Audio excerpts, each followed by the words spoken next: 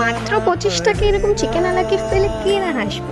তো আমরা চলে গেছিলাম সঞ্জীব স্ন্যাক্স রেস্টুরেন্ট না স্টলে। হাওড়ায় যারা থাকো তারা জানোই সঞ্জীব রেস্টুরেন্টটা কতটা ফেমাস। তো ওরা এখন পিএনটি কোয়ার্টারের ওই খাবার গলিটাতে একটা স্টল দিয়েছে। তো অনেক রিজনেবল প্রাইসে তোমরা সমস্ত কিছু পেয়ে যাবে। আমরা তো চিকেন আলা কিফটা প্রায় মাসে আমাদের মানে খাওয়া হয়েই থাকে। তার সাথে ওদের মোমোটাও কিন্তু তোমরা ট্রাই করবে, খুব ভালো, ফাস্ট ফুডের জন্য বেস্ট। আর সঞ্জীবে যেগুলো তোমাদের সব থেকে বেস্ট সেটা হচ্ছে ওদের একটা গার্লিক প্যান ফ্রাইড মোমো আছে, ওটা তোমরা ট্রাই করবে। চিকেন আলা কিফটা ট্রাই করবে। আর নর্মালি তোমার বাকিগুলো তো নর্মাল যেরকম হয় সেগুলো আছে।